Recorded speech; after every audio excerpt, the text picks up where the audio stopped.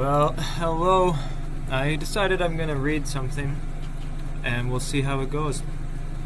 First thing I've read of my own, and we both know that I don't proofread nothing.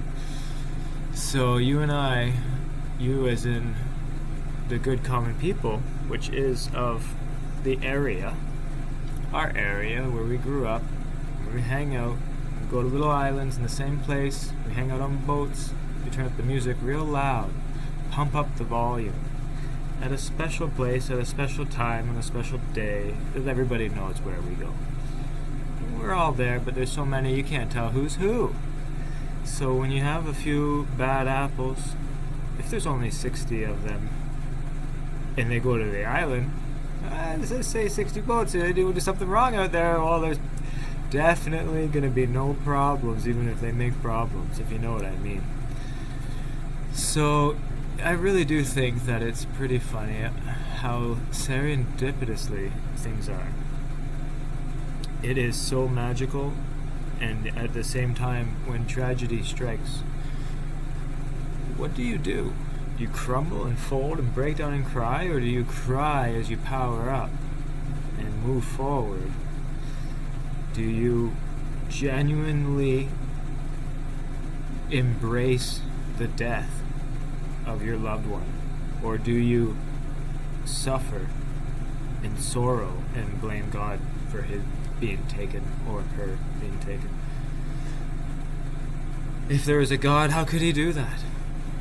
He does that to us all. Some people need short periods of time here before they figure it all out. Some people need a lot longer. Some people are born with certain destinies and others cursed. I think we all know he takes the people to heaven when they leave too early and they were obviously good. And I think we all know he sometimes takes people, and somehow I think he doesn't give them a chance. But he may, I wouldn't know. But I could almost say, how could God be giving a chance to everybody? Some people surely deserve to go to hell. I don't know any of those people, and so I can only imagine. So, and because I'm only imagining, it's not actually real. It's not how I feel. It's a philosophical mindset to be able to argue any side of a debate, any controversy, to see both sides, have a personal stance, but actually argue, hey, this is my stance, what's yours? And not because I'm trying to change your mind or bring you over to a different aspect of looking at things, but to simply understand your point of view. Often when you talk about it, the people who have no logical stance in their point of view would end up flustered and upset. There are other reasons. Of course they can become flustered and upset for other reasons. But I am not the type to be upset about anything. It's like the Japanese farmer. Maybe. Guy takes my son. Maybe. Guy hurt my brother. Maybe. Oh, it's good because he was hurt. He didn't go to war. Maybe. Everything in life is a maybe. We don't know what that future moment is going to bring us. We know the moment we're in, and it's so incredibly small, infinitely small, that we just become ungrateful for that moment because we know so many more are there because it really isn't that small, but it is. So you think you got 5 more minutes to live, maybe you don't. It's hard to comprehend this because we're so used to being complacent that every day is coming more and someday we'll do something. Why not now? And if you start asking the questions why, you start getting into the answers that nobody wants to hear. And those answers are tough to hear them. We don't work together. Our species isn't really that smart. Collectively, we do incredibly dumb things as humans. We literally kill ourselves. Often. Do you not get how dumb that is? I would like to think in 500 years we will be smarter. How we get smarter is that each passing generation will become much smarter. If you teach properly, if you give patience, if you give what you want to get. We are not personally going to get back what you give when you giving off to the new generations. They will give, and naturally, the mind will be born instinctively with knowing how to work on a computer. Imagine that. One day, somebody just is born and they just know how to type. Might be possible. It might be. But it's literal and logical that small things will change. They will have more empathy. They will have more self-control. They will have more resistance to let the mind wander into the devil's territory. They will have more genuine sense of, I want a government job because that's a really good job, but I'm going to work extra hard. And even though I'm only going to work 9 to 5, they're going to pay me way too much money. So I should probably be just making sure I get there early, and if I just maybe stay a little bit later, make sure I get my job done right. The mindset might be born into that, and the system that we people say is broken. It won't be broken forever. I really genuinely think that it could be tomorrow for peace and love on earth. It really could. If we all truly want it. Do we not? Most of us go to the same island and we know where it's at. We all want the same thing. But without further ado, I'm going to read something because it was taken away. It's not on Facebook anymore. It's a story I wrote. It's a true story. I don't know how emotional I will get through it. And I think I'll save the continuation for after I read it as to why I feel this is very important. So, let's see if I can even read what I write. First time. I have these items totaling 805.67 Canadian dollars, hoping it can find a good home, hoping 100 to 200 Canadian dollars can be donated to my friend we will call Blacks. I asked Blacks if I could share his and my story along with I asked him for pictures. Currently, the other administrator is handling a large and expensive garage full of things I bought from auctions that were given away for free as I was blown away by offers of support. Albeit, most of you think or thought I needed help, but still it's nice to see how this all happened serendipitously. Sincerely, I did not know Kurt Rivers beforehand. The pieces of this chimney kit are all here in Port Austin and very much like new condition. If you're unable to donate but still need this, I will part with it for free. His ID is all you need for Western Union. This is the only way he can get money right now, unless you're planning a trip to Montego Bay. He would love to meet you. He is like me, very extroverted. These pictures from my friend are recent. He was squatting in a house beside a beautiful house I rented in Jamaica during the spring 2019. I approached him initially, as I am very observant, and I observed a very young man with 2 small kids and what appeared to be a bit of an eccentric woman, to put it kindly.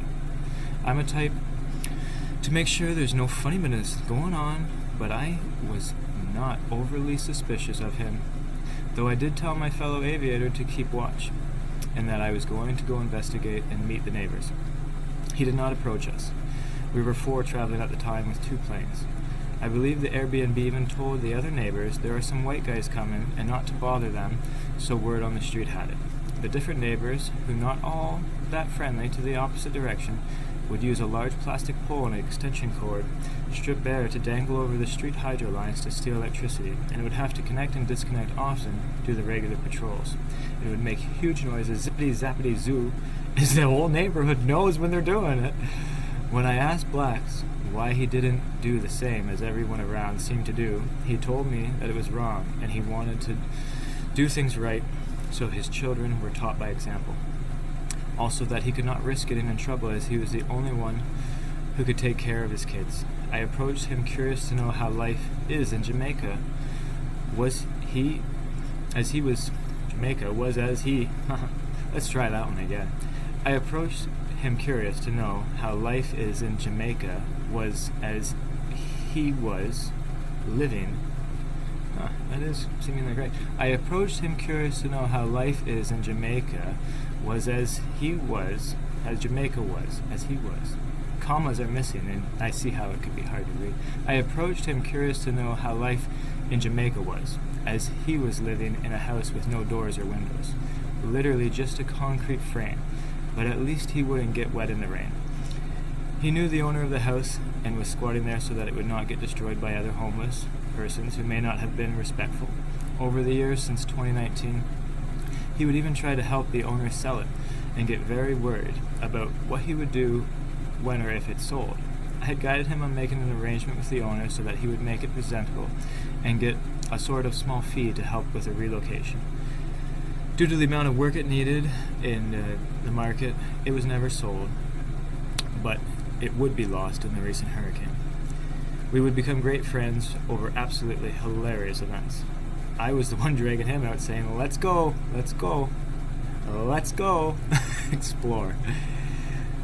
He was the one saying that I think that it is dangerous and etc. And of course, he went along with it. It's fun, after all, to push the limits. The tourists are told to stay away from the red plate taxis. I think this is the only kind I wanted. It was absolutely hilarious how they operate, but completely sad. It is not uncommon to have 10 persons in a 5-seat red taxi, or a couple riding on the top making detours along the way. We did find life-threatening adventure, as always, and God kept us all safe, with placing the right people and things in our path at the right time to protect us. His second son, Tafari, was small then, just starting to talk. His children's mother, Mrs. Black, we'll call, was there during this time. I extended the stay for various reasons, but one being so my friend and I could help him get his life together. He had no bank account, no passport, no phone, and no one was encouraging him to follow his dreams of making a taxi business. One of many attempts at entrepreneurship. Unlike what you may think, Blacks and I become more than pen pals. We would talk and laugh all the time with voice notes. I am very humble and do not brag, and so he does not know about my houseboat, but I did tell him I would come visit him in about 1 to 2 years. I think he still thinks I am sailing. So I will take a significant detour in the Caribbean to visit him, but likely I will go to Cuba first, so long as my contacts there say it's safe for me. When that time comes, and after a significant amount of time in the Bahamas, his life was chaos. And no offense to him, but even when I had it rough, I would talk to him about the problems in my life, and he would tell me to give thanks for them. When he had it rough, man, did he have it rough. No matter the situation he described to me about his life over the years, he would always give thanks to God he is alive and his kids have had a meal. He is a stoic. He does not need anyone's help. But the uncompleted house he was living in is gone after the storm. He had to move to a place much worse. Scrolled and I lost my stuff. Go down more.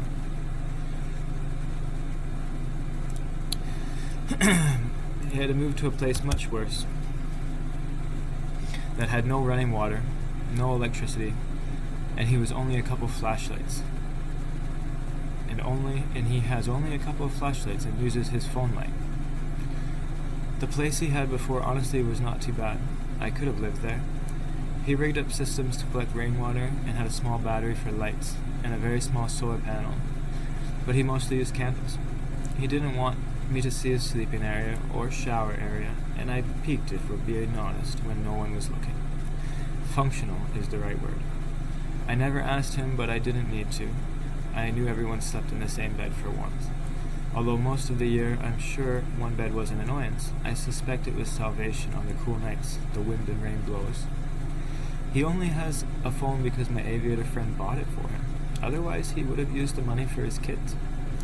He has tried many different ways to feed his kids and created many businesses that ultimately he had to accept failure on. He will not give up or abandon his duties as a father.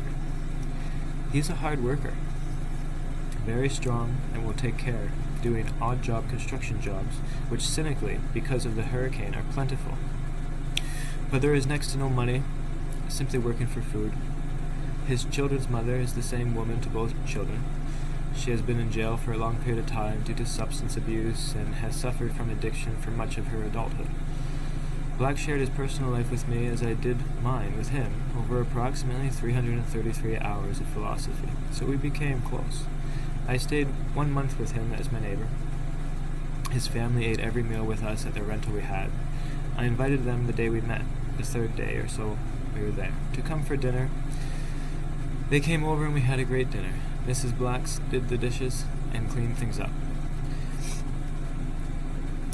Teary-eyed. The next morning, I slept in as per usual. I woke up around noon and came out of my room to see my fellow aviator. He's sitting on the balcony enjoying the view. We booked it for the view mostly, and it was the cheapest also, for a 2-bedroom Airbnb in Montego Bay. I observed only Mrs. Blacks in the kitchen cooking up a storm. I asked my friend, "Did you ask her to cook, or why is she cooking so much?" He replied, "At about 8 a.m., she knocked on the door. He opened it, she didn't say a word, just walked in, went straight to the kitchen, and started cooking." We both smiled and giggled. We thought, good for her, the pair of balls to come cook for her family. He then says, "We need to go get some more food because we're cooking for 8, not 4. She cooked all the food we bought for the week. We planned to be there that morning, or almost all of it anyways. You fast forward and our door was always open. We all share in the duties We all share in the duties of the kitchen. I like to experiment and cook, and I made some experimentations that were not a hit for everybody. The best and the worst food I have ever had I also prepared myself. Mrs. Blacks was a kind soul nonetheless. Her attitude in life was great. She was laid back and easy to laugh with. She was not able to speak very good and did not say much, but I did spend a significant amount of time talking with her. She did bring me to tears a couple of times. She was very thankful toward Blacks, and knowing that he would always take care of her kids. She never confessed or described to me her life choices, but she did not need to. We spoke eye to eye, and she has a strong heart, but is possessed by a demon that is all too common in this world.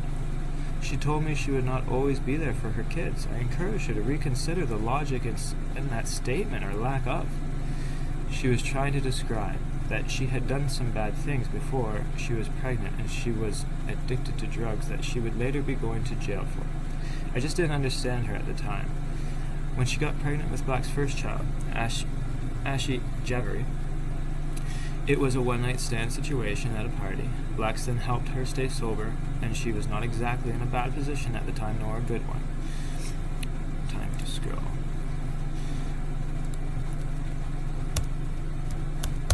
They were not in a relationship or knew each other beforehand, so he asked her to stay with him and enter into a relationship so he could oversee she did not get in trouble while pregnant, so he could help her through the process to become sober.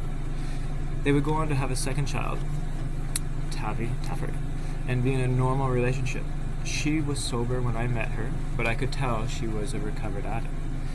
She would end up serving a sentence in jail for most of 2020 from charges when she was in an addict before she had kids. Ironically, after many years sober, she would use drugs in jail. Black says it's very common drugs are used inside jails in Jamaica. She relapsed after being around the wrong people in jail, and further relapsed once she was released. Since then, she has been in and out of jail and has neglected her duties as a mother. Though Blacks is busy with life and his duties, he does hope to help her again find the correct path. But he only has so much time, and often does not know where she is if not in jail. He says it is incredibly hard for his children to see his mother. It's dramatic on so many levels. If you think a handshake with me is long, or my eye to eye, go shake the hand of this man. I tell you, time will stop for a while. A literal minute will go by, or 20. Your smile will be ear to ear, yet you can see the pain this empath has gone through, and come out of it all smiling as if it was nothing. I have great admiration for Mr. Blacks, and I sincerely know he will be okay, and God has a plan for him. To donate to him, you may be confused. You may think, why wouldn't I just give him $100? First, he is not asking for help. This is my idea of trade. Second, imagine I give to everyone. What will I have left for myself? I balance selfless with selfish pretty good. I really sincerely think that. I did have plans as recent as last year for 5 new businesses, all of which to be done under a not-for-profit umbrella. I have helped and encouraged others to follow this path of little capitalism, but to take a humble salary from their not-for-profit in helping create an animal sanctuary, for example, for a friend of mine. For me, My 5 businesses I had planned for last year never happened for complex reasons, but are not out of the picture. Even then, I did not plan on taking a penny or any salary. In fact, I had plans to do radical gifting and find persons to give the money to, not like for YouTube or anything like that. Naturally, through the language of the eye, one can tell when someone is having a bad day. The idea was each business would also be given away after demonstrating and finding a man or woman who could handle it and wanted a better way to make a living than punching a time card. So to any naysayers, a Canadian gives away for free a small gently used chimney in America while on vacation an American or someone else donates money to blacks. There is no agreement, no transaction, a simple happenstance. If you got a big heart and haven't felt good about yourself giving in a while, I give as much as I can comfortably afford. My adventures are incredibly expensive, and I try to help in other ways to those around me. I always stop for a broken car, and almost always get it rolling again. I have randomly befriended many people who clearly needed a friend and helped them through incredible, dangerous, and difficult predicaments. I'm the guy you call when you don't know who to call. I'm the one who just shows up when you need someone without even calling. I'm observant. I intervene. I did not hear from blacks after the storm to know he was okay. I could feel it. I also have other friends in Jamaica. They are great people, but their struggle is real. But wait, there is more. Sham wow. I wanted to see Jamaica, really see it, as like any other place. I went out alone sometimes, even because that is how I interact best, not with my fellow aviator, female companion at the time. I had experiences so surreal, and even tax complications in Canada because of some experiences. On a bad note, not everyone in Jamaica is like blacks. When he tried to be a tour guide to others, and was my unofficial tour guide for some time, he made sure no one was trying to overcharge and simply told others to bugger off. Even though I was interested in talking, looking into their eyes and deciding if I was going to buy their bracelet or whatever they wanted to sell. Out on my own one day, I had a man approach me. He said he had the best mango I would ever taste. I was looking for a snack, and I thought, sure, $1. So later, I ate the worst mango I ever had.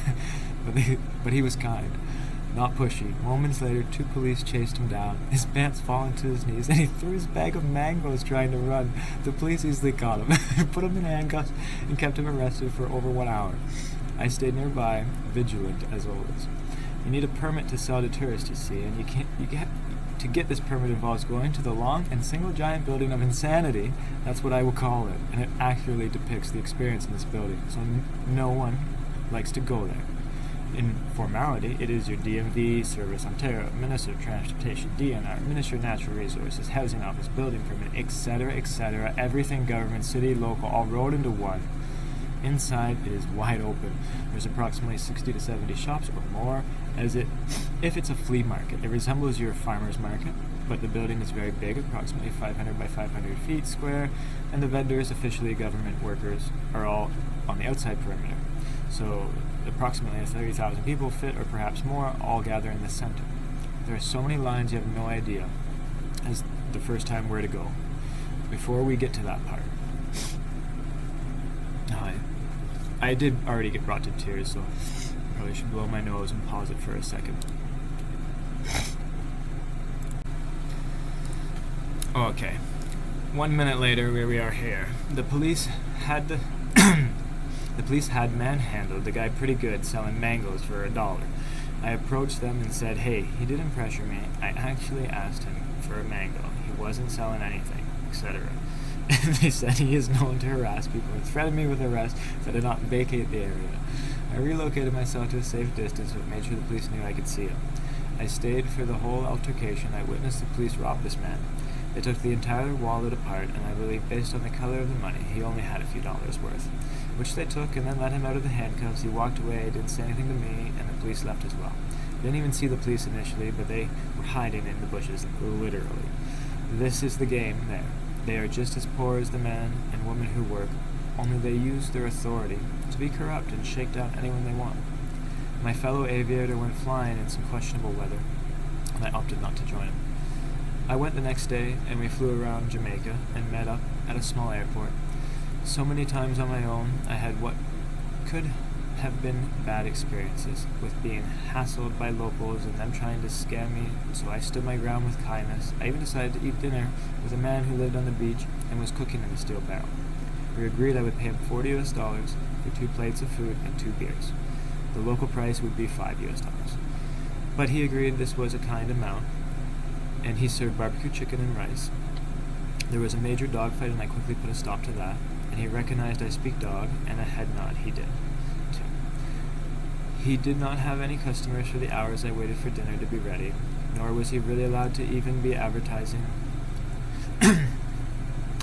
After dinner, I declined more beer. He tried to say we agreed on $40 a plate. I just laughed, and we talked it out. This time it was not aggressive, and he ended up giving me 2 more beers for standing my ground. When I met back up with my fellow aviator, he said, "Are you getting scammed?" I said, "No, man, but they are good, aren't they?" He replies, "Brother, they are so good they got my wallet out telling me how much the money is, and it's taken right out of my wallet." Oh, I laughed, and so did he. Blacks would send us to meet his family while we flew around to different parts of Jamaica. He was not able to come with us due to family obligations, so once we left Montego Bay, we would not see him again. His family members are a hoot and great people, also clearly struggling with normal day-to-day life, but with a great attitude toward life. While in Jamaica, I ordered an alternator for my fellow aviator's plane. We thought surely this would be easy. I had also lost one of my credit cards and 1 bank card, so I had replacements shipped there while I had an address. Turns out the bank card is not allowed to be sent with tracking, and ultimately I never got the bank card. The credit card tracking showed delivered, but nothing arrived. Obviously, no mail comes to the house doorstep, so after 3 days of effort, I find it from office to office, and it was nowhere the tracking number showed. And I had to just keep asking random shipping offices to check this random FedEx tracking number. Well, the alternative shows delivered, but of course it's not anywhere to be found, but at least I know a lot of people who handle packages, so they help me now. For free, mind you.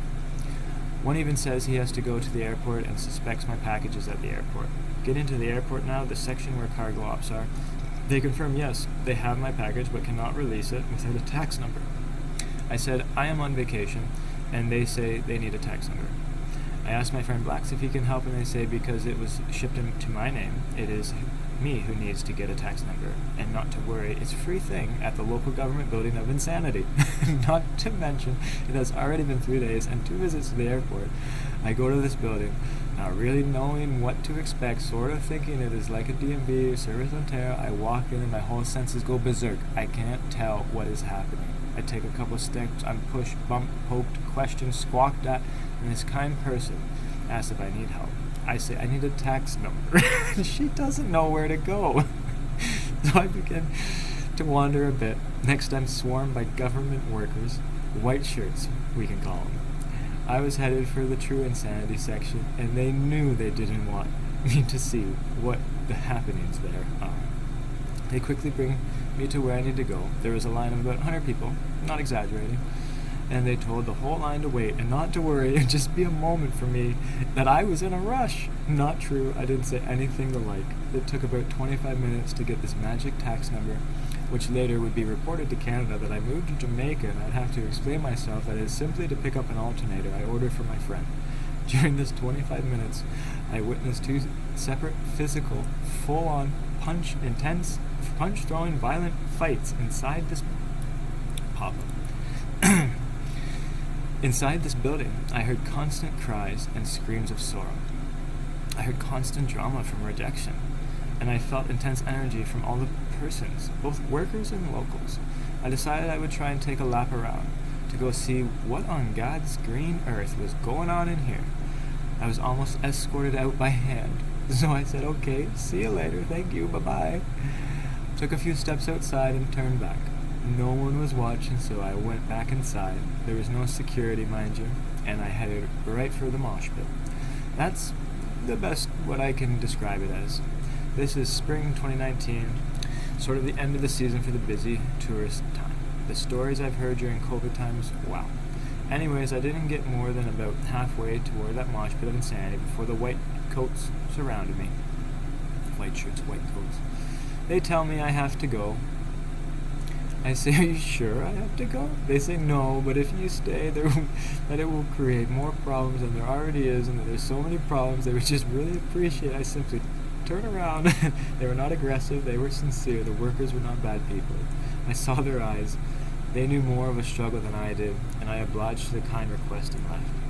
My friends outside wondering, did I get this magic tax number? Off to the airport and voila. We had a new alternator. Over to check on my bird while my friend put his alternator on for the fourth time this trip. And finally all was good. The point of all that is Mr. Blacks is not one to hustle the tourist, to overcharge or scam them. He is a good man. Our friendship is bliss in a world that I have very few friends who are both true to themselves and others, and that we speak often. Many friends are so many true to themselves and others, but we don't speak often. He is refreshing to speak often with. I have many friends, but they are like me, like so many of us adventurers, busy with the go, go, go. There is probably a lot more to say. I decided to add a lot more pictures. In searching for a couple pictures of my stay in Jamaica, I found myself getting sidetracked. All of these pictures I share with you now are because of this story. Need to scroll down. Lots of scrolling. Sharing the pictures because of telling you the story. I do not keep good organization to pictures, but they are sort of kind of organized. I didn't plan to really go through my own pictures until I'm old and crippled. That is when I plan to write the book so many say I should write. So this is very dynamic. Not sure there will be much more activity until after my friends and family finish their visit. If you message me direct, we can swap phone numbers and I can talk more about this. I guess we could try...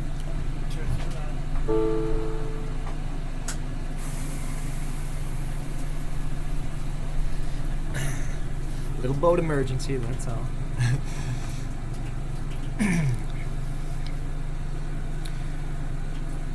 don't remember where we were. It's just a single line, no spacing. Must find where we were. I didn't really plan to go through my picture until I was crippled. If you message me direct, we can swap phone numbers and I can talk more about this.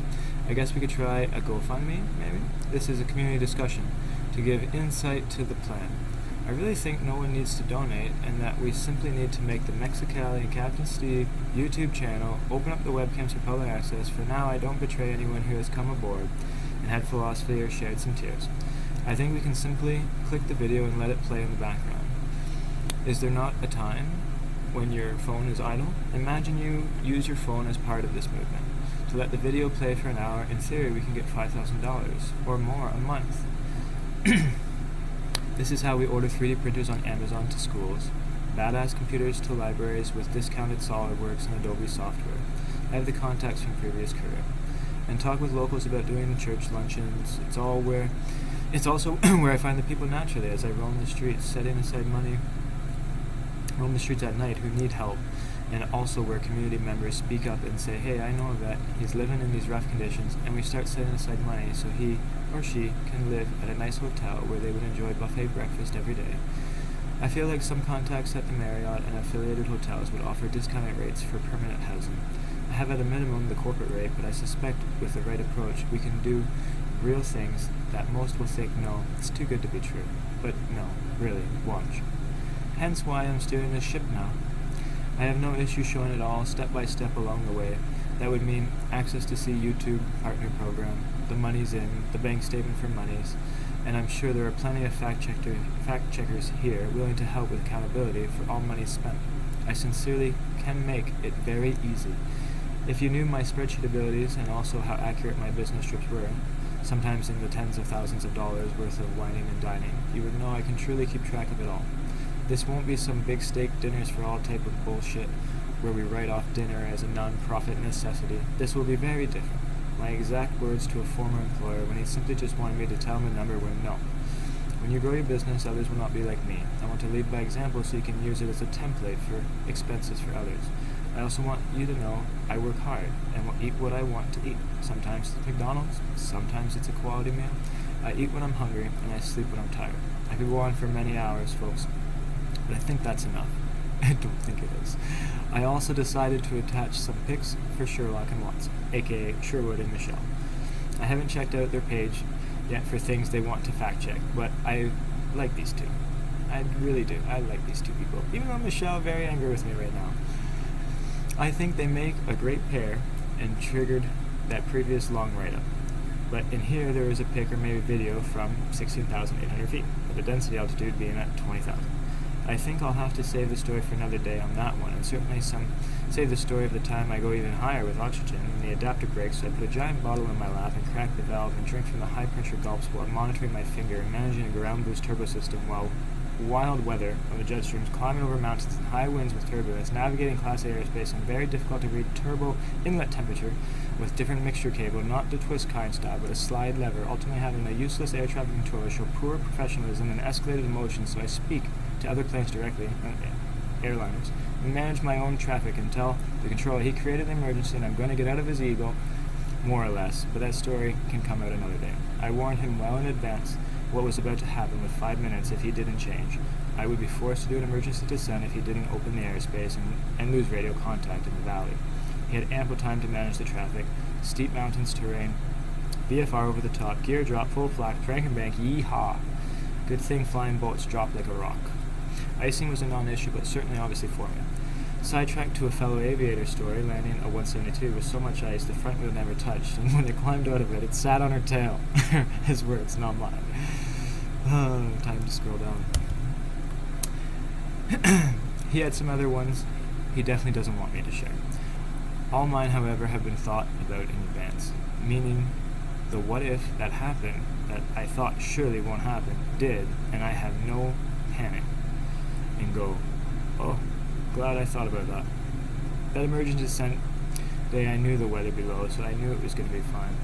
Plus it was summer, so although it was minus 30 Celsius up top, it was plenty warm and raining down below. And I don't know if that's all, so maybe we should pause. Somehow I think my notebook is actually not complete. Let me check. I guess that's all I wrote. That was the post that I had a lot of, maybe 100 pictures or something. So I have that folder still. I'm gonna put those back. It's ironic what's, in all those pictures. There's a lot of really nice pictures, and it was fun looking through them all. I can't understand too many things, but a guy wasn't looking for help. Didn't want anything, and I almost kind of convinced him. Hey, let me try and just get this for you, and I'll send you that because I don't need it. I can give it away for free. And all the stuff I was giving away for free, I couldn't even keep up with it all. It used to be that I, just started with a couple people to go get something from my garage and stuff, and then it turned into so many people, and all I was like, hey, if you like, if you're appreciative, just if you're for a good home, just maybe give a thanks Neverland, and I'll pay it forward. So then I started getting all these audio and just pictures of all the things, and I started making a compilation video where it's just going to be like thank Neverland, and it was going to be things that I was thanking Neverland and was thanking other people who had done so much. There was just, and it's got ridiculous, and it's like that is hard enough to just keep up with, let alone all the other functions of life. And we must give thanks. So I never did post that compilation video or anything like that. But it's so hard for me to tell you that he is not with us anymore. Mr. Blacks has been taken to heaven. And as much as it's going to be so painful for so many people, he's for sure going to a better place. Like, that guy was good, down to the bone. Oh, he's a good guy. His kids are with the mother. The mother stepped up, but Blacks had already prepared for this what if one day. He had prepared for it. Not in a way of you think like papers and things like that. No. He told his mom if it wasn't there, she needs to take him. And I talked to his mom today for an hour, and she's okay. There was actually, she speaks fine English, but there was a translator due to her emotions, and to make sure she understood what I was saying. And, I won't say too much, I don't think. It's not correct. but I do believe that she's going to go. She went on Wednesday, and she met the mom, because she called the mom to say what had happened, and she apparently has been trying to be good for a while. And so has the kids. She went on Wednesday and Thursday and made sure everything's okay, and she's having some time, and they're waiting for the body to be released and a certificate, some card, she says, so that they can bury it. She doesn't know when he's going to be buried, but I said that I would like to be there. And when I realized that there wasn't much interest, because maybe I wrote too much, it wasn't meant to be read per se. Now things are wrote for later. Somebody says, "Hey, why don't you write a book?" And then it's like, "Yeah, you write too much." Oh my goodness. But anyways, the 60 people that are the haters, we're not going to get to you today, probably not. But genuinely speaking, the whole group is like-minded. We are all family. We all go to the same place. We all hang out in the same places. We know the same people. And, without going through it, accurately, I would think I actually know a couple thousand of the people that were in that group. The rest don't know me. Some of them, are just genuinely worried. There's a lot of people, random people, hundreds of them, overly concerned. I just tell them, take all your concerns, lock them up, put them in a vault, put them away, don't bother me with none of them. They're not true. Don't assume nothing. So I had sent some money to him, I think on the 26th or something. And definitely more than a chimney. So imagine I got a boat full of chimneys. That's what I send to him. So yeah, it was kind of like he got sick though. That's what happened actually. And he sent me a message saying he's really sick, and we talked a little bit. And he sent me a couple pictures of himself, and I was like, "Holy, you do not look well. Like, do not look well." And we talked about it a little bit, and I was like, "I'm going to send you money, you need to take rest, cover your expenses for a couple of months at least or something." And then basically he got the money the next day. I ordered a cash pickup through PayPal, and basically he did thanks, and he started to feel better, and then didn't hear from him for a while. And on the 4th of January, he must have got more sick, and on the 4th he passed away. He's no longer with us. He's on the wrong side of the grass. And so it's so strange to tell you that, I have so many friends, great friends, dear friends, people that never, don't hear from them for 10 years, but we always pick right up as if it was yesterday. Time just stands still for these types of friends, and there's so many. And I'm so blessed in life. But the reality is, not many people have a lot of time, and I really only talk to a couple people. That's it.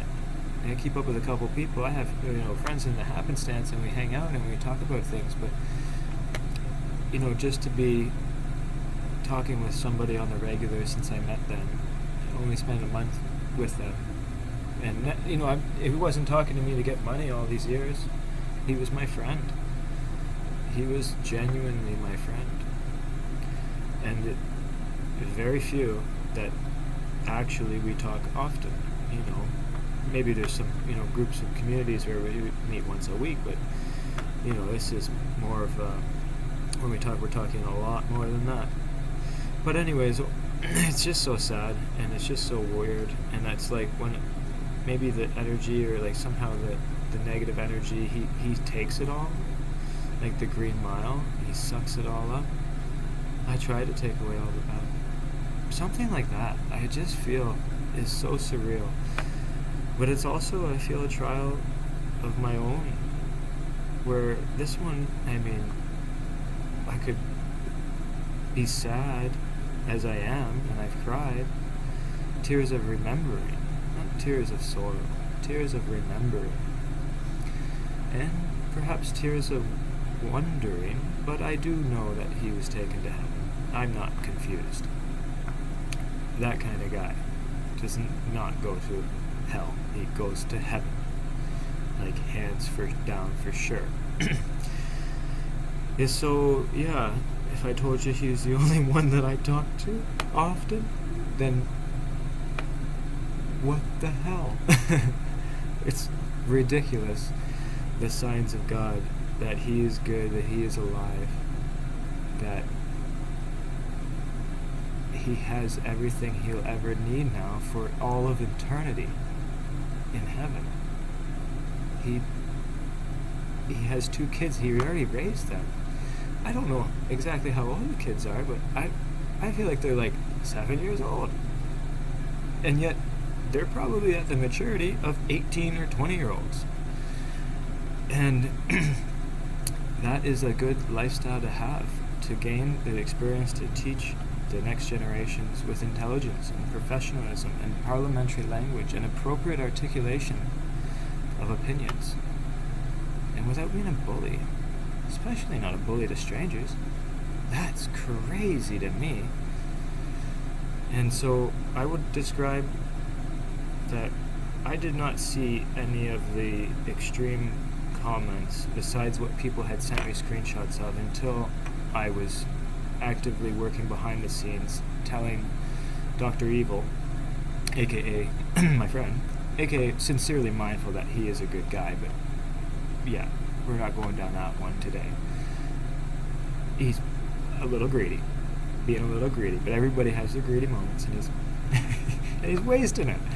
He's got a lot to say. He's active, and he ghosts me, and he's rude, and a bunch of other things. But before I were to drag his name through anything, I would advise you that I genuinely am mindful that he can literally read my mind, and he's quantum entangled to neverlanding, and somehow senses everything and all of the plan. But I did accurately describe to him the plan, like peace and love on earth.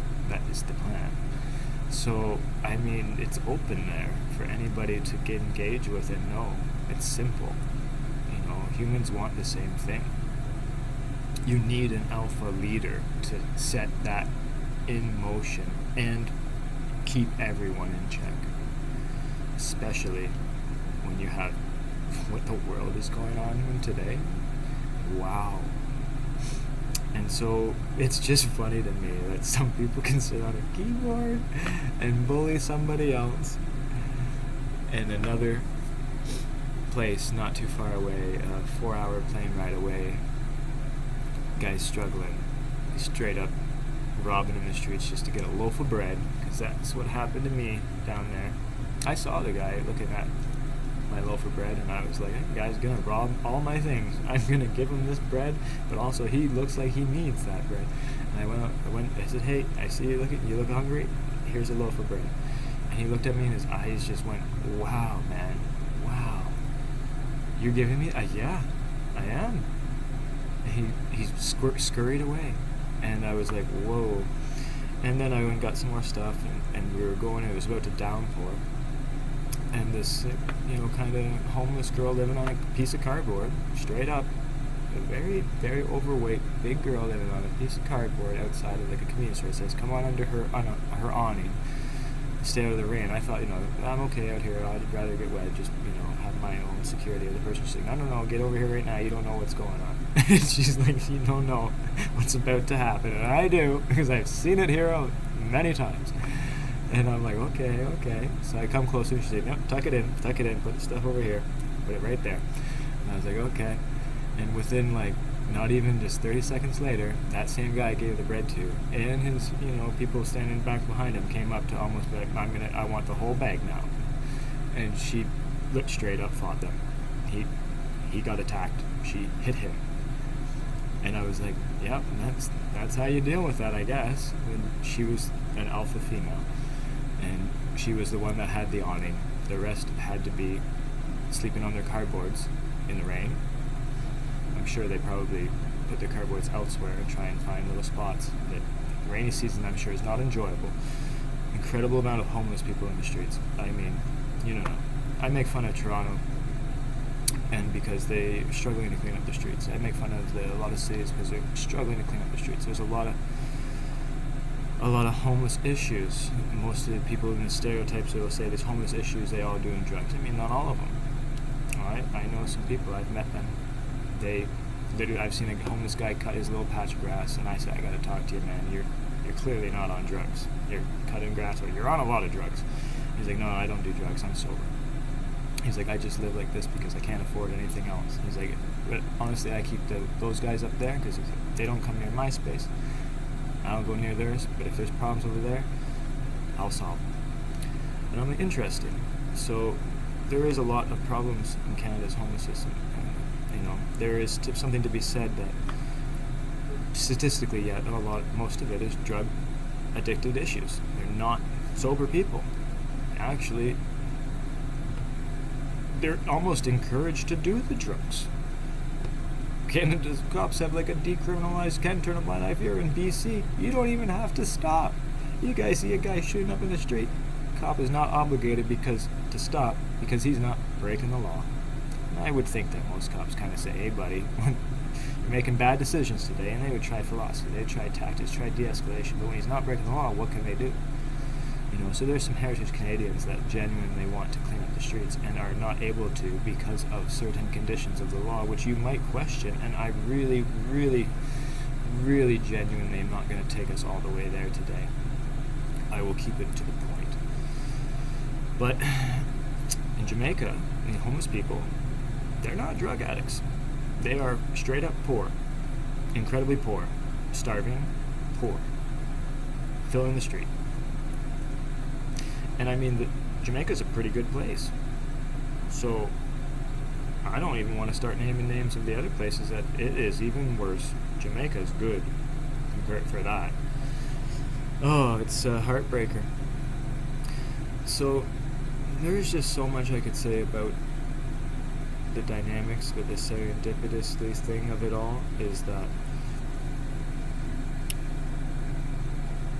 the same day that I find what I would say is my most happy love story I've ever felt in my heart is the day I also find out he passes on.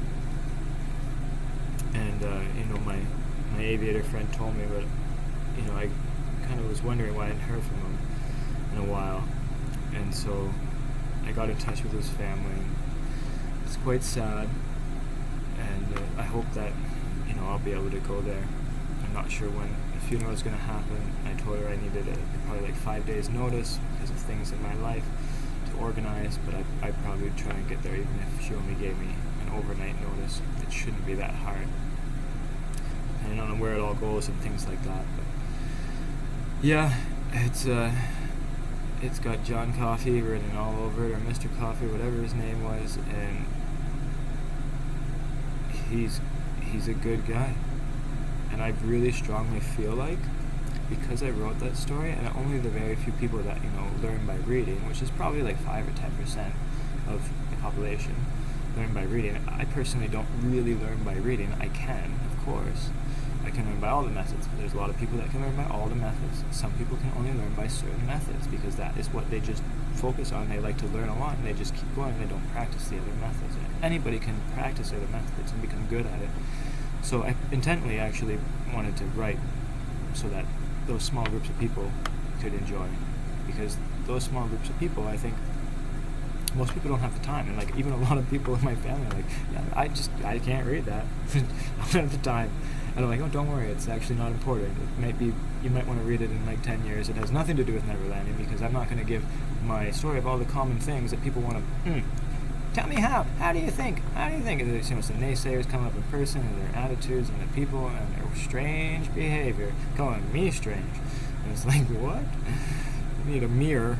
Take a mirror, take a chill pill, chill out, let's talk about it, let's reflect. But yeah, I'm not going to jump through a hoop because somebody wants me to explain myself. I had many hours of conversation with the Coast Guard, not because they said I needed to, because she's like, I actually want to talk to you more. What's going on? I'm fascinated. And so there's so many dynamics that are, behind the scenes that you guys don't know because I don't share, because I genuinely am busy.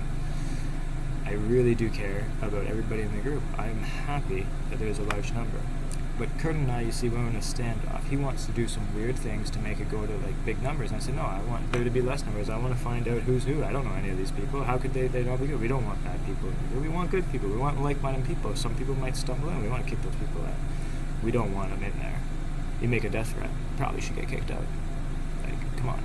If you make a death threat to a stranger because for whatever reason you got something that I don't know what is okay about that or how that happens, But I certainly am mindful that there is some clear things of issue going on in those people's lives that they just need somebody to take it out on. And so my kindness is not my weakness. That is not even close. But yeah, I can take all of the things. I can take it all. The words aren't really going to do anything. I am literally rubber and you are glue, and whatever you say, bounces off me and sticks to you, etc., etc.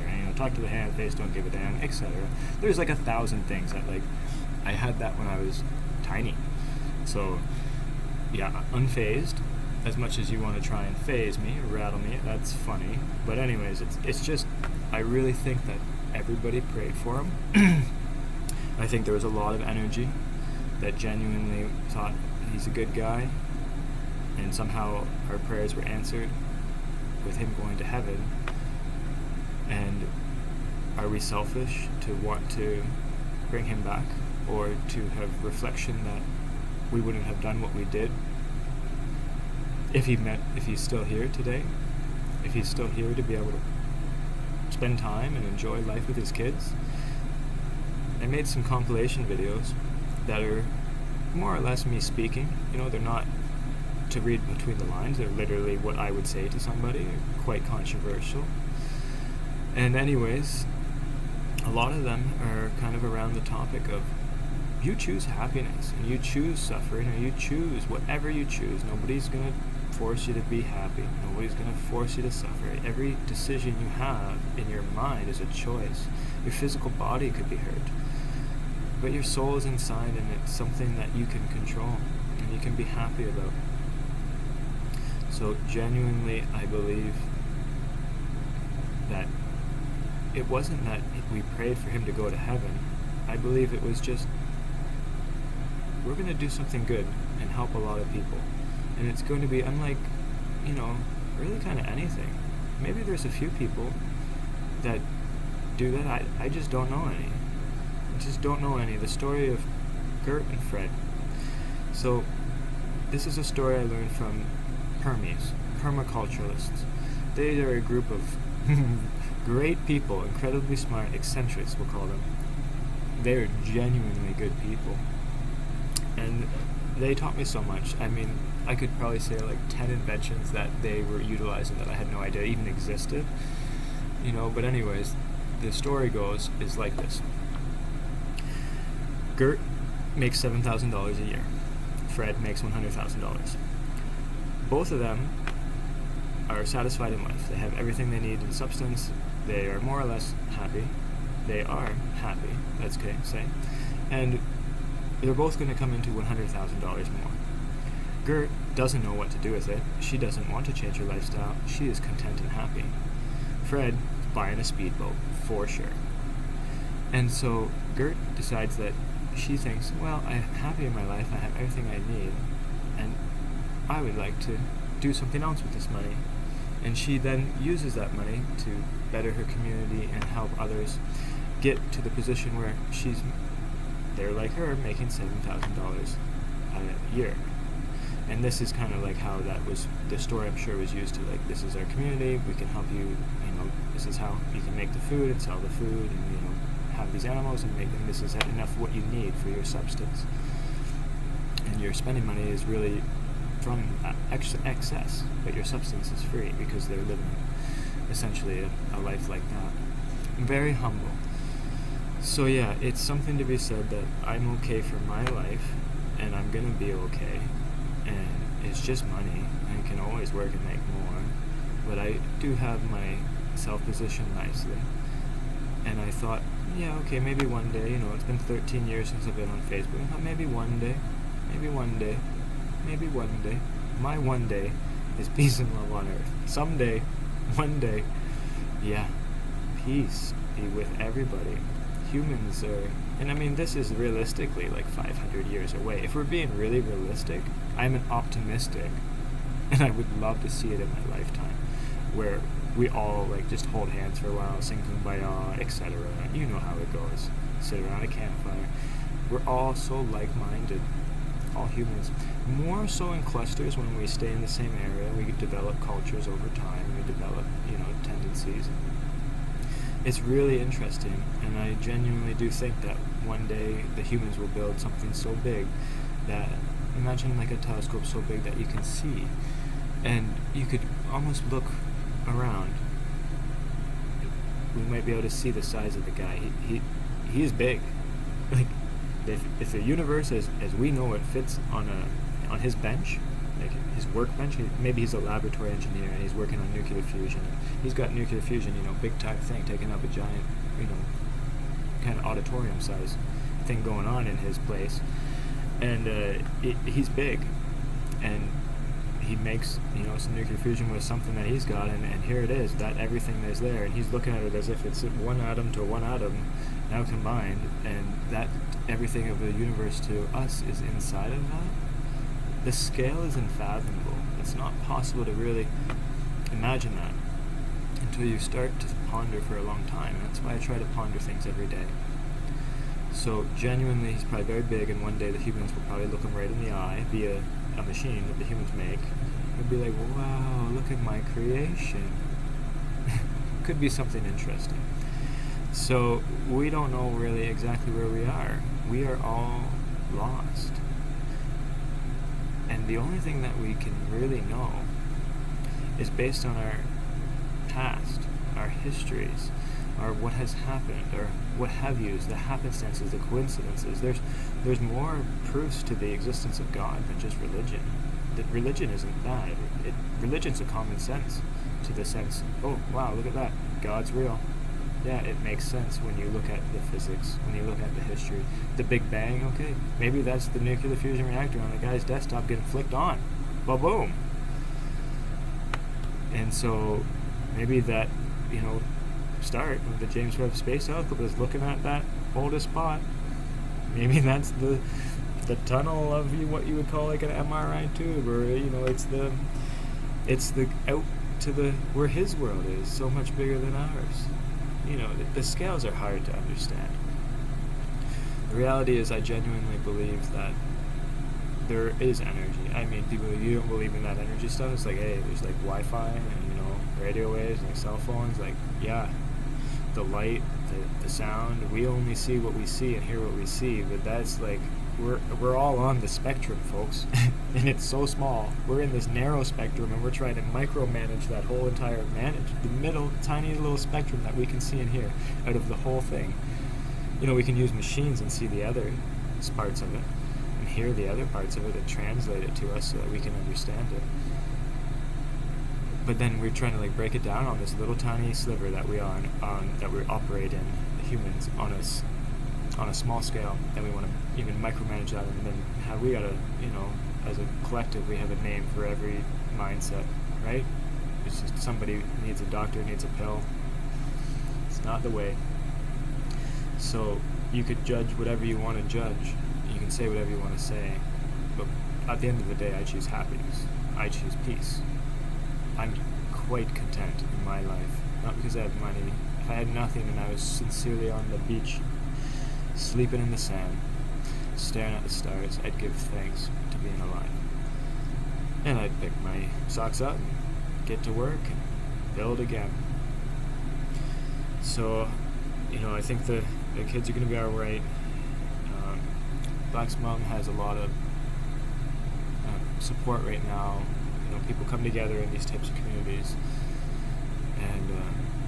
and I do know that she doesn't have the money for a casket or a funeral or a service, and so I offered I would pay for that, and really genuinely want to go, and I don't know when it's going to be, but yeah, going to Jamaica, that's, life just throws you a curveball, and is that God's way to say, take a look, or come there and see now maybe I'll stop by the government building of insanity and just try and go in there and make some peace. Just go up to some people in there and be like, hey, this is a difficult part of your life, coming here and dealing with your government. I can help, I think, because I know how difficult it can be trying to ask your government to do something, and they don't, because they just ignore you, because it's like you're just a single person, and I write something on my Facebook on my own wall, The guy asked me a simple question: why are you flying? Aren't you Canadian? Why are you flying an American flag? It's just like, buddy, you're asking whys and hows, So you want to why? I gave him an answer, thinking it was sincere, thinking he was gonna. And the guy kind of, he'll get a reply when he gets a reply, but his reply is very silly. It's a silly reply. It's a mean reply. It's not a nice reply. It's obviously meant to be cruel and unkind. However, I can interpret it however I want to. And so he just kindly said, oh man, I still don't know the answer. I haven't got time for that. I just wanted the answer. I didn't want the novel. It's like, the answer is in the novel. The novel is the answer, etc., etc.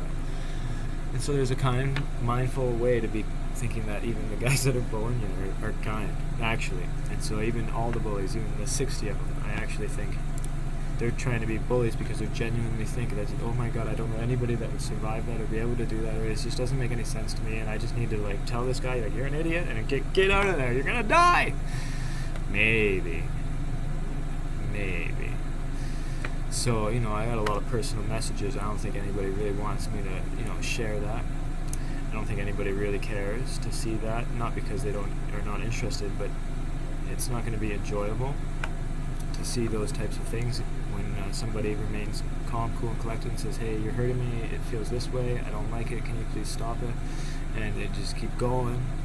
So it is okay. I will say that there are some direct messages to some bullies that were bullies that got banned and suspended, and it resulted in more or less fully understanding each other's point of view and being like, okay, I see your view, see mine, but I ain't explaining myself to you, and you don't have to explain yourself to me, but well, I just did. Well, you didn't really.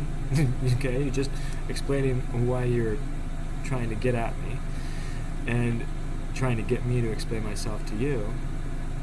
So yeah, I actually genuinely don't think I've shared too much about Neverlanding, her design, how I built her, the steps. I have probably 10 simple pictures, and most people, engineers, could probably put it all together and oh wow, yeah, that's how it's done, and probably could reverse engineer with simple calculations and figure it out themselves.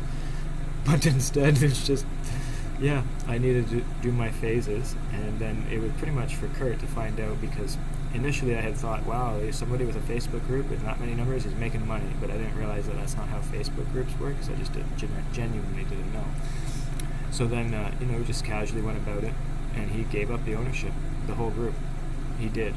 And I think he didn't realize that, I did say I would give him back admin, and to him, he took a while, and I think when he figured it out that it would be there, he Googled and researched and probably trialed in another group as I did, through Michelle, the other admin, and actually we confirmed that if you have a group, you make a group, you become the admin, you add a person, and then you make them the admin, then you step away and leave the group, then that other person's the admin. But if you add them back as moderator, they're not the admin of the creative content, but you add them back as admin, they become the creative content creator. And so I knew that already. And so the whole thing was kind of like a test. And, him and I were talking, we were texting a lot, and then we did a video call, and then we were texting a little bit, and then all of a sudden it was radio silence when I said I want to speak, and I'm turning on participation requests because people are being so ridiculously rude, and I'm busy typing. I'm going to type for 200 hours. I'll type for 500 if I want to. I'll do what I want. Okay? So get over that part of it. You didn't have to read it. If you did, it was sincere from the heart. It wasn't rude or abusive or cruel or unkind. It didn't even have any swear words. The first time there was a swear word was when it was quoting Trump. The second time it was a swear word. That's all there ever was. Some people, did genuinely have a lot of swear words in some compilations because there's swear words all over the internet. That's not parliamentary language. That's not how you get things done. That's not how you become, hey, I'm just trying to explain a professional standpoint on my boat, my ship. I could explain my preparedness of why I set out in November. I could explain all the what-ifs that I thought about. I could explain the equipment that I prepared with. I could explain a lot of things. There is so much more things than you need than whatever is listed on some safety equipment list for survival, I'll tell you that. And guys, like, you have a radio? I'm like, what the hell is a radio going to do for me? What do I need a radio for? And if that's just a question, doesn't mean I don't have a radio. It doesn't mean anything. It makes assumptions, and this is the type of attitude people have. And to get rescued, I didn't need a rescue. I actually offered your government money to leave me alone.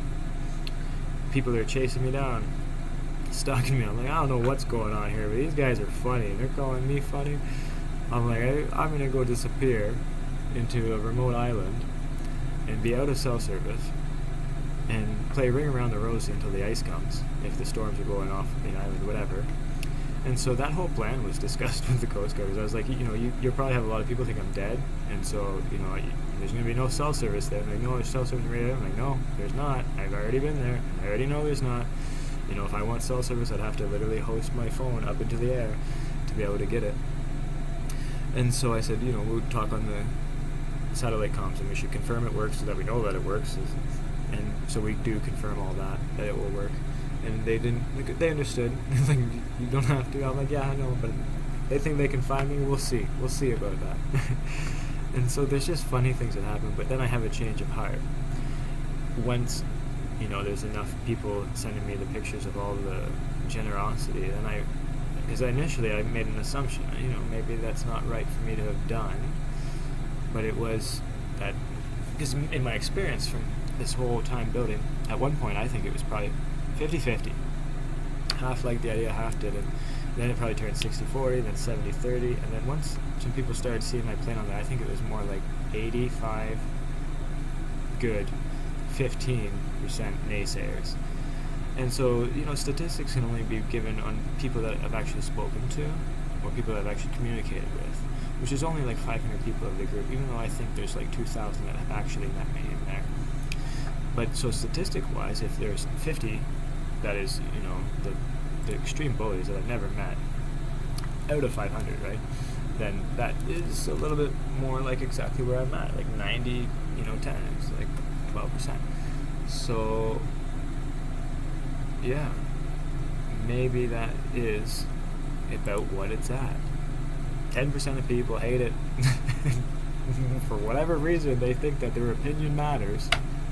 Hello, I'm just me doing my thing, and it's so funny that I say things that, like I could make you think I'm so evil, make you pry the microphone away from me, this, like, well, I got a microphone, still talking, and I mean, you may think the pauses in it are actually me editing. No, like, there is like a few, so maybe I'm at 3 or 4 voice notes, but it's only just to be kind so that you don't have to wait the like 30 seconds or the 45 seconds that I had to blow my nose or to reposition a couple things for water.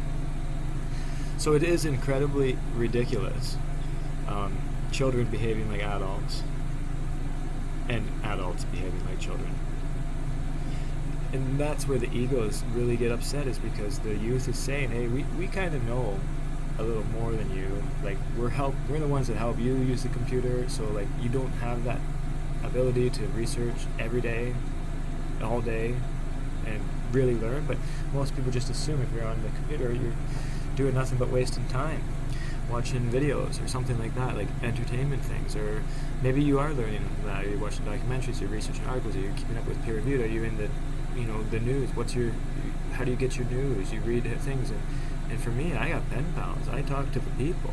I like to interact with my surroundings. I like to learn by doing. I like trial and error. I like a lot of things, but I also keep up with world events just kind of for stocks and stuff. That's pretty much it. But the reality is, genuinely, I didn't share anything of value. I did not explain anything of the common questions publicly, yet I've told the story many times to local people, local friends, people that have come by to say hello. So many hundreds of people know, but even a lot of I didn't invite any of my friends or family to join the group. They just kind of did on their own. But a lot of people did as well that I really haven't talked to in a long time, but they're dear friends. But genuinely, there are some people I talk to, and I just had to casually ask it, because I'm like, yeah, I know that the group's pretty small, and I would rather it have got smaller so that we know who's who, and it clearly was basically just staying the same, because there's about 100 people joining a week and about 100 people leaving a week, and that's great. I mean, the people who don't have the patience, it's like, oh, I can't read all that, it's only going to just be like that. Didn't quite understand, there's 5 phases. So we never got to finish phase 3, it got put on hold because I fell in love, because my friend passed away, because Dr. Evil decides that he's going to try and be evil. We'll see what you're taking. You're not taking anything. It's mine. And so on a message, like in our messages, originally, he's like, it's mine. I built it. I created it. You're not taking it. And by the end of it, this explosion, it's like this. Fine. I'll give it to you, and I'm never going to speak to you again. And you're just leave me alone. I don't want anything to talk to you. I don't want to ever hear from you again. Actually, what he says in text.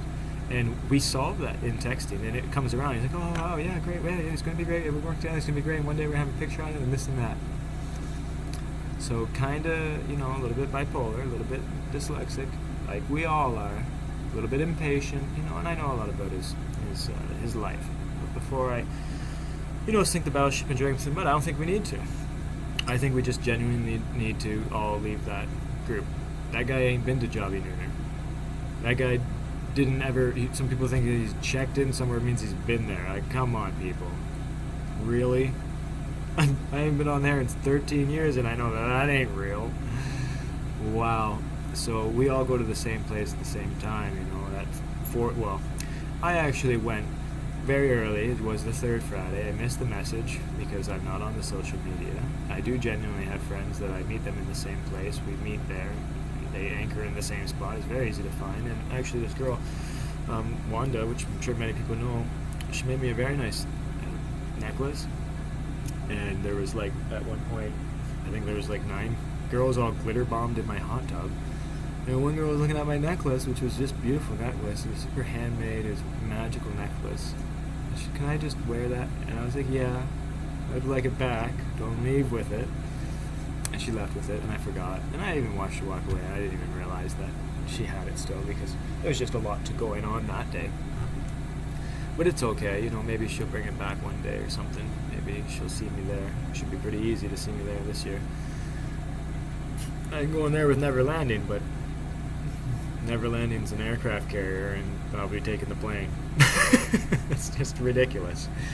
But anyways, I really think there is something to be said that if we all actually just removed ourselves from that group, right, and there was nothing left, just a few, that would kind of be the process. But yeah, buddy, you're not from around here. I think he really is from Australia. The video call, it was either really good AI or genuinely, he is from Australia.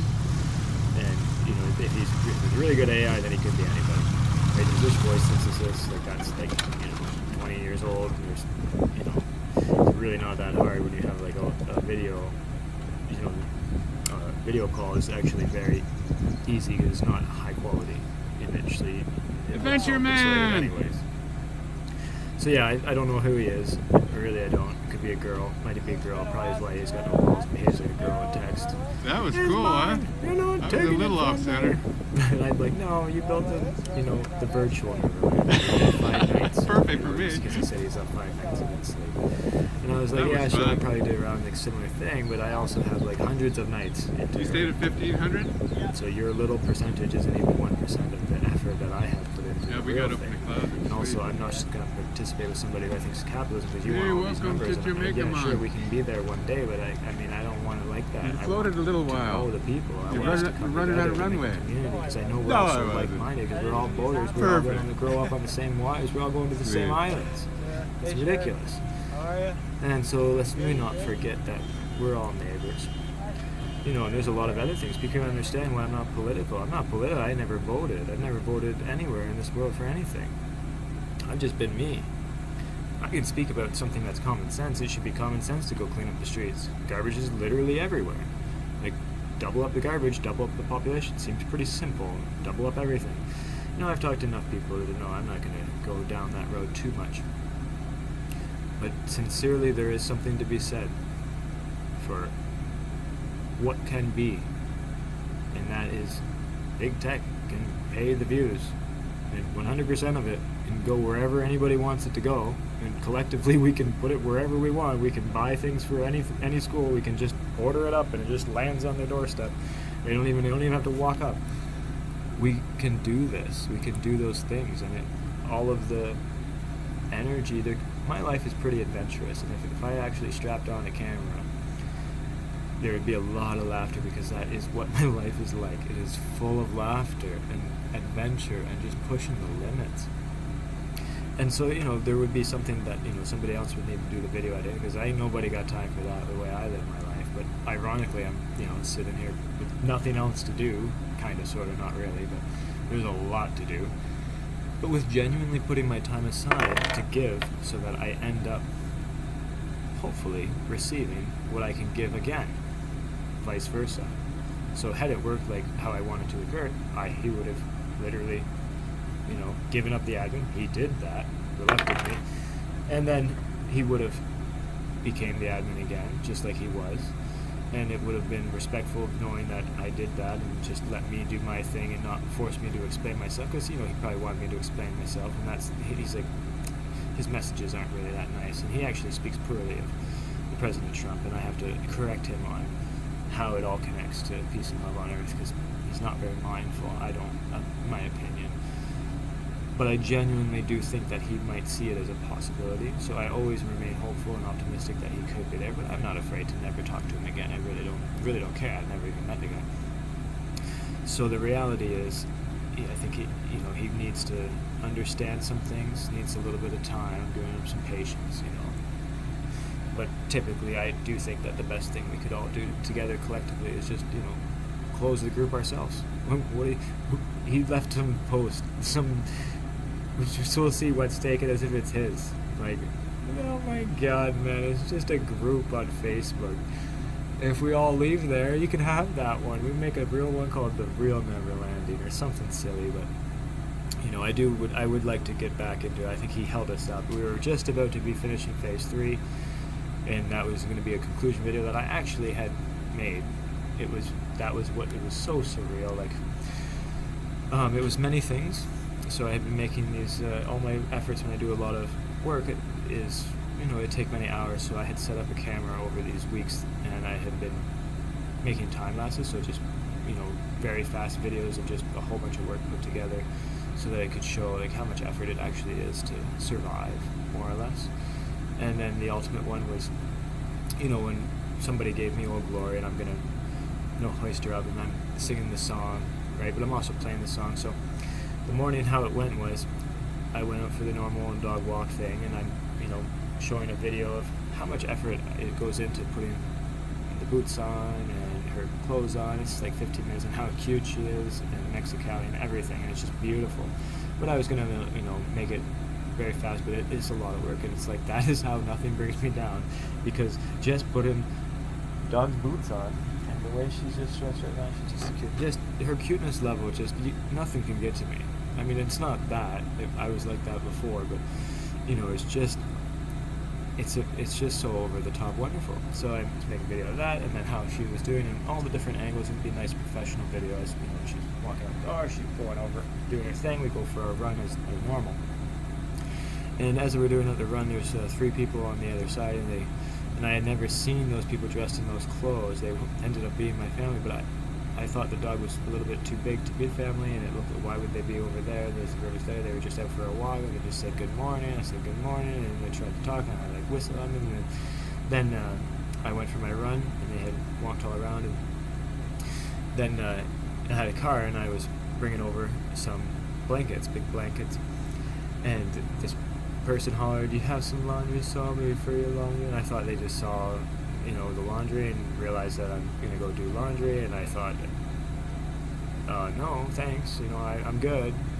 And then they kind of turn and walk away, and it turned out that was my mother. He's like, "You don't even recognize your own mother?" Nope, I don't. Not from a distance, and not because I don't know her. It's just I never saw her in a winter coat yet. I never saw her, in her winter gear yet. So that was why I didn't recognize anybody.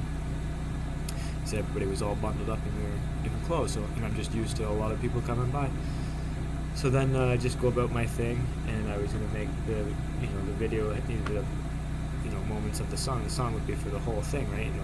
Lee Greenwood, God Bless USA, which is Darien Lake, laser light show, most magical thing. Everybody's just screaming along. And so I decided I was just going to press play to that, and that was when they were approaching. Like, they were approaching just at the right time. That you're going to enjoy the song with me, and we can go and talk about it. And then when I go up, they were there, and it's just like, that's just down to the second. And we're holding hands, and we're singing, and we're laughing, and we're all smiles. We have, wild adventure. I mean, if you can get this whirlwind adventure, it's supposed to come on the 26th. It stays on the 6th. Nobody comes to the 31st because of the weather and delays and baggage and flights and all this and stuff. And originally I said, just get a flight to Chicago. I'll be within driving distance of Chicago. I don't know where. But, there was a thought that if I got to the Mackinac Straits, then I would probably have gone back to Canada if it wasn't looking too bad, because I know there's some waterfalls, and I know some really tight coves where it'd be good to get frozen in and spend the winter, and I wanted to do it in the wilderness so that I could really be in the wilderness. That would have been, blissful, but it's not what I needed, because that's, again, everything's happenstance. God knows what I need. I don't know. I just live it. He lets me know like 3 days out. That's all I ever know. It's like 3 days. I know what's going on for the next 3 days, and that's about it. But I'm hopeful, and I'm just playing it by ear, and I'm winging it, that one day, or if not in my lifetime, in future generations' lifetime, there will genuinely be peace and love on earth, and of so many other things beyond as well. So there is something to be said that it was just magical, that experience, and we're singing and holding hands, and there was one night, we laughed for like 8 hours playing cards, about telling stories about how I was with the wild card in Rummy, and it's just and reminiscing as well, and different times, like playing Rummy with a family friend who's no longer here as well, who ironically passed away this year on a vacation in Australia. It's just weird. So many things are weird. They're just coincidence, or are they? Is destiny real? How many questions can we ask before we get to the ultimate question? When you get to sit down with God and he tells you everything about the universe, aren't you going to ask him, where did you come from? Where did you come from? Where did you go? I'm sure he's going to tell so much more. But all we know is that we're in a test. We have to do good. If we don't be good, his creation is, not what it's going to be. He would intervene. He has a plan for us, and if he needs to intervene, he will. I will tell you that. We don't exactly know his plan. I don't think we do. I really think that his plan might be so simple, it might be complicated. I know that he's guiding each and every one of us, even if you don't believe. He's pushing us in the ways that we need to be. He's taking care of business. And we genuinely know what is godly and ungodly. If somebody says they need to cover up this woman's face and not let her speak and mutilate her so she can't experience pleasure, I don't think it takes a rocket scientist to kind of put the pieces together that might not be godly. I don't think so. I think it's very simple. There's common sense, and there's people that want to say there's some sort of cult or things like that. But not with me. If you want to ask other people and I don't want positions of power, I turn them down. I want promotion one time. Nope, don't want it. I don't want it. It's not because I don't want extra work or any extra money. I never asked for a raise, not once. I just not like that. I'm just a hard worker. I just would rather do my thing my way. I don't want to babysit. And then you fast forward, and when I have a lot more freedom and time, I want to be a philosopher now. I change. Before I didn't, now I do. Get over it. I'm going to work on being a philosopher. That's what I'm going to do. I already am. But, I've been thinking about it a long time, and, how can that help other people? And I didn't quite connect that, I have had many people tell me there could be a lot of money if I were to do the YouTube. Yeah, but I ain't got no time for that. I don't really need the money. And I didn't really ever connect that it could be possible to do the radical things for that money. It was like, yes. So, genuinely, there should be something good coming out pretty soon. And I really hope that just to understand, we can take that whole group and just take it. But I think it's also funny if there was just crickets. Imagine there was just crickets. He thinks there's 18 times people, he turns it on, and we got him? Crickets. Not a reply. Crickets. Where's all the people who's everybody out? And then he starts talking to himself with all his different personalities. Crickets. And no reply. Crickets. That would be cruel and unkind. That would. It would be sad. It would be pitiful. So I think the more honorable thing to do would be to remove from the group, because I gave him 24 hours, right? It was like, hey buddy, no, what you just did is not okay. I told him very clearly it wasn't okay for you to delete things that I had put energy into in time when we had talked about it after you ghosted me for like 3 weeks. Like, that's not okay. We were talking lots and you just stopped and you said you didn't want me to do participation. I said it's too bad.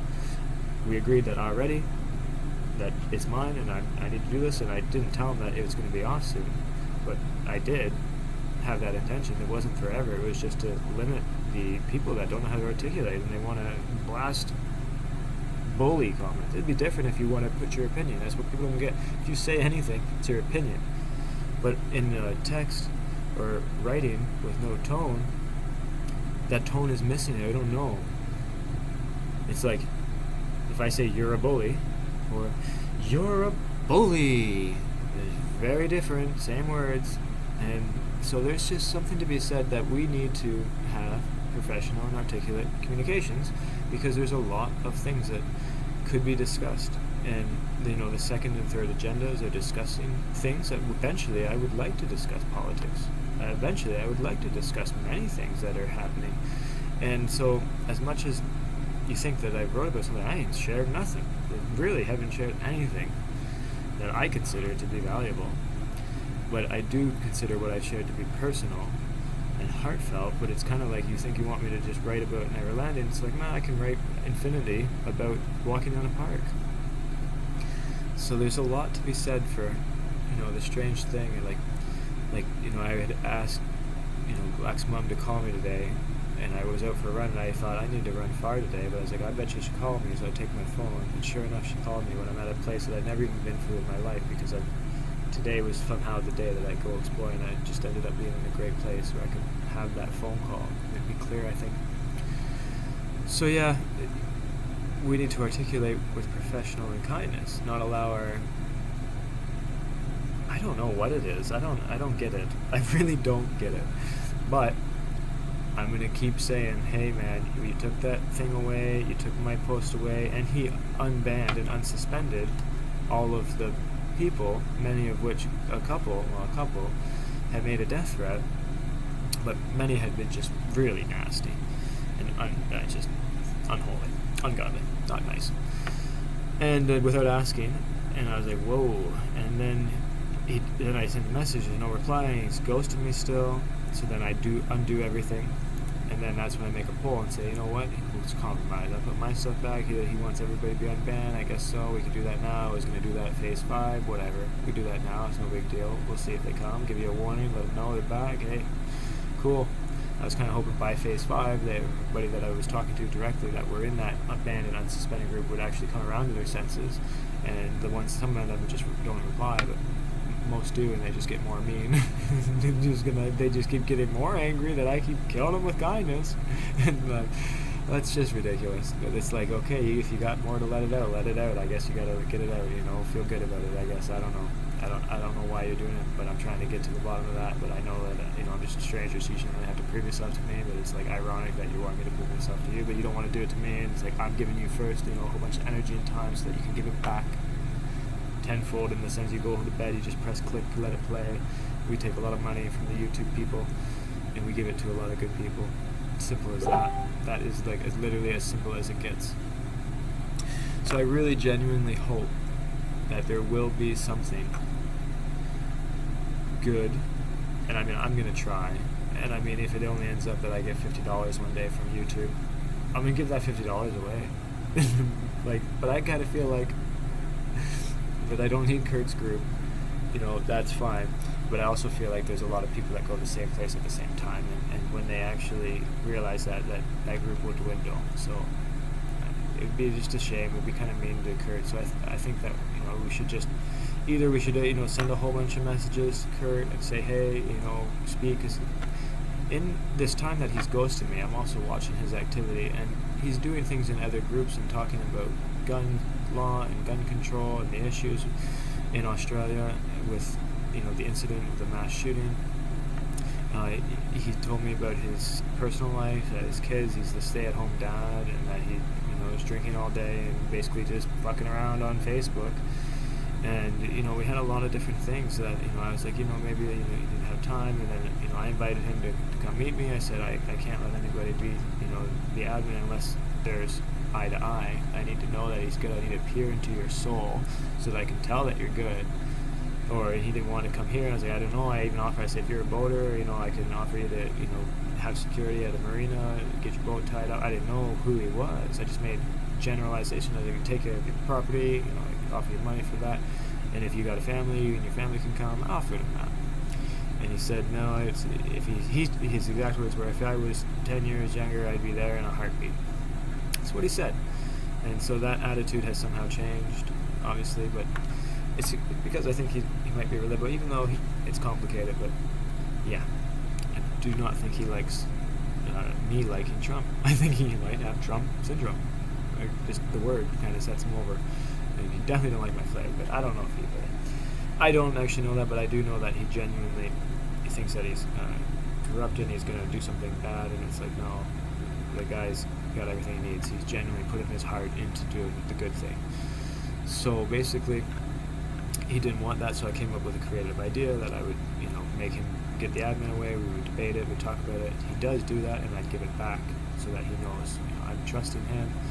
And then ultimately, at any time really, the phases were supposed to be all testing him. And any time if it went really sour, I probably just walked away and not done anything else further. But somewhere along that time, so it was probably I don't know when I got onto the Facebook and started, but whenever I started, when. And then, let's say that, that by it was, I think, like the 26th, I forget when I actually made the Mexicali Educators Society, but I did realize that that's going to be useful, so that YouTube can be the one that's making the monies on the YouTube, so that there's no tax to be paid on the monies that is made, because ultimately it would be going back. So instead of having to pay the tax and then claim it as charitable things, but you would actually be able to do that if you were donating to real charities. I think we're going to be donating to schools without asking, ordering them up a 3D printer, and the schools are just going to be, we're waiting for ours.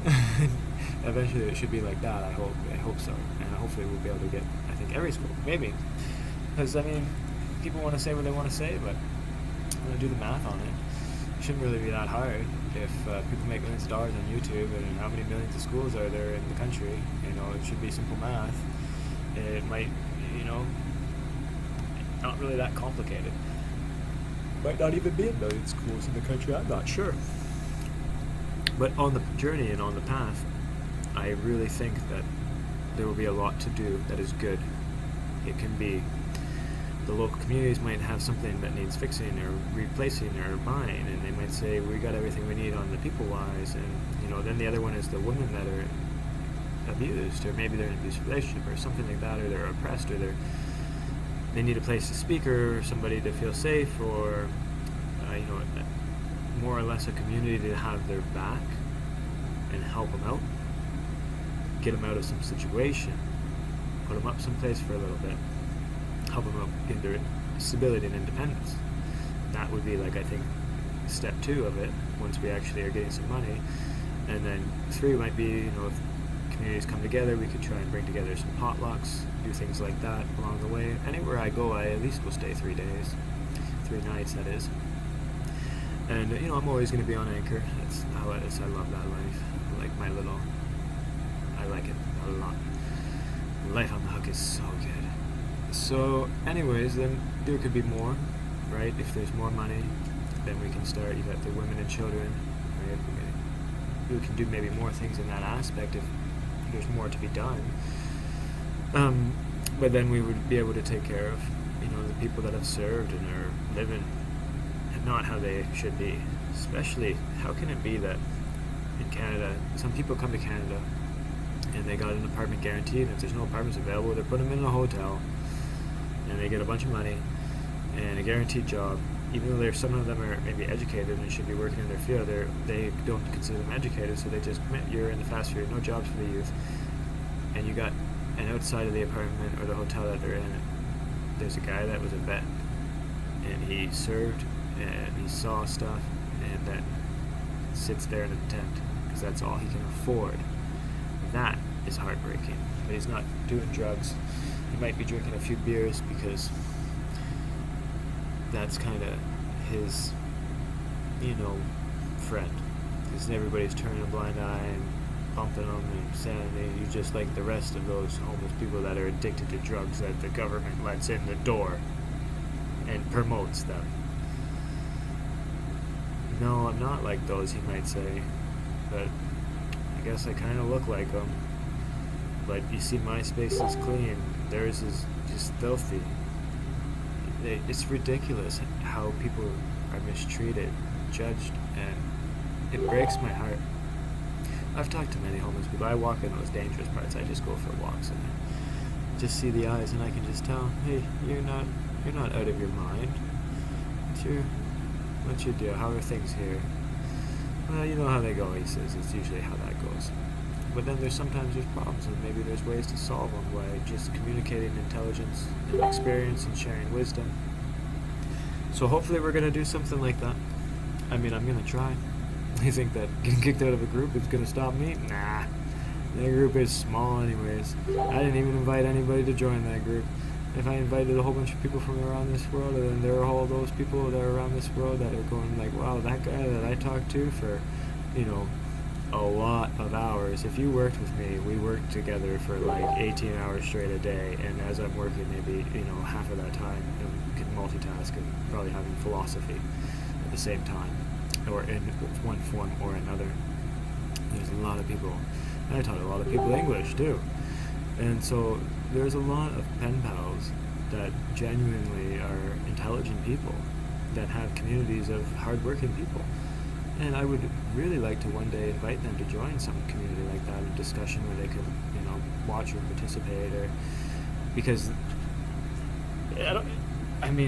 as much as the international laws allow for me to go over to those places, that would be crazy to me, but it's possible, I guess. But I have bigger things, and I really pretty much am just going to enjoy this for about 10 years before I get on to those other things, and during that time I hope to do quite a bit.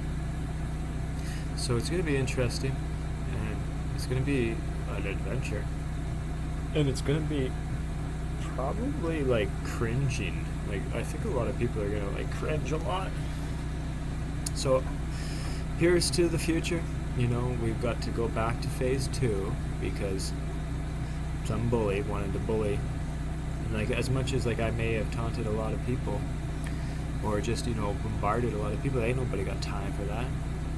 Maybe like a couple hundred people read it. Probably like 500 people read things that I wrote, and they're sincere, but that's phase 1 is to shake the tree. I mean, shake this tree. I see who's who. I don't trust nobody. People done me wrong every time I ever trusted them, and I blindly trust everybody. It's like I trust nobody, and I'll give everybody trust one time. You mess that up, I can't ever trust you again. It seems like my happenstance, and so people mistake kindness for weakness. They mistake that for being a pushover. Bunch of things. So I'm trying to give that guy, name's Dave, or I don't know, might be Dave, maybe not. Kurt Rivers was there, or, Ryan Stock Pickles, or Bonkers those Stuck Pickles, or whatever. There's other things. I can see those when I was there. I make a lot of screenshots, I make a lot of videos. I don't think he wants me to air and post his video, and I don't want to post all the comments, but messages and dictate and give a voice note and explain it all and be like, this is why he's no bueno. This is why he's persona non grata. This is why he's not exactly on board with peace and love on earth. He wants capitalism. He wants greed. He wants it all. He wants people fighting and bickering. He even told me he wants that. He wants more people fighting, bickering, and more clicks that we get. I'm like, I don't care about clicks. I don't even know what they do. I don't even know what you mean. And so they were like very opposite. Oh, it's so funny. There's just so much goodness to it. And the sad part is, somehow I genuinely believe that somehow my friend took all of that energy that was probably not that much, but like 60 people's negative energy when it's allowed to be seen to 18,000 people, I think it really puts a lot of feelings in somebody and makes them doubt kindness, makes them doubt the abilities of other humans, makes them think their ego is so big, and it's just so cynical in so many ways.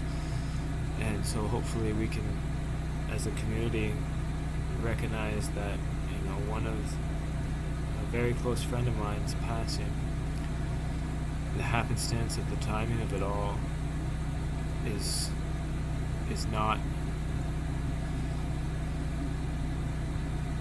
coincidental. The signs of God are sitting in front of us. We just need to accept them. We don't need to question them. Just accept them. Let's accept them and watch for more, and watch for more, and watch for more. And I think we should probably pray that He doesn't do it out of spite, that He's not hurting us, that He doesn't need to intervene because we're out of control and that we need to be flipped. But if He has a nuclear fusion reactor that inside of it is the universe as we know it, He really could just like blow a little gentle breeze out of His mouth and we would be like blasted with icicles. It might rain icicles or something ridiculous, you know, piercing people. You know, this is the type of thing that is possible for somebody. He just flick his finger, you know, that one, click, we're an electron on an atom. Like, the sun's the center, we're one of the electrons. Like, we're not in the outermost, you know, valence electrons. We're in a more, you know, stable inner circle. But has anybody ever seen an electron? The answer is no. I would like to. Looking for one, but we are literally it. But He could literally just flick, flick, flick, flick, and we'd be out, off into Never Never Land. So it genuinely is a big floating island, floating around, never landing. There's so much more. So yeah, rest in peace, my brother. Rest in peace. You will be missed, and I believe you are in a better place. And you have all of eternity to do everything that you could ever believe in. And all of your dreams, I'm sure, are true. And I know that your kids are going to be okay. And I'm happy that you had told your mom that she will take care of them. God bless you, buddy.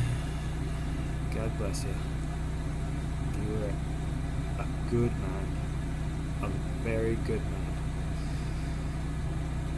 And I was longing to hold your hand and shake your hand and look in those eyes again. And I'm so happy that I let that go on for so long. I was like, guys, this guy, he's holding my hand. Okay, we keep shaking.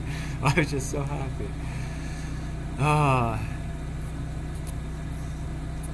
Life's mysteries are most wonderful. I love you, buddy. I'll miss you every day.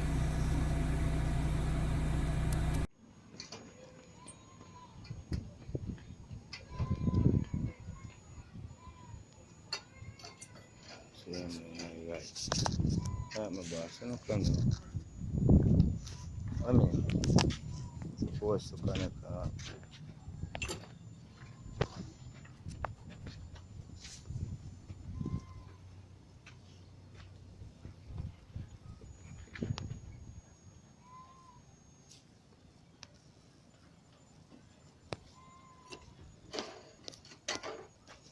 I want to talk to you.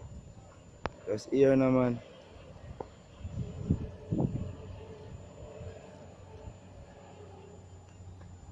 Then my dog.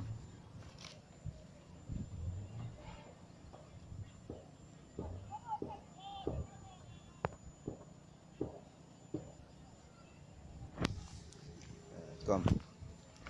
Full time now, good.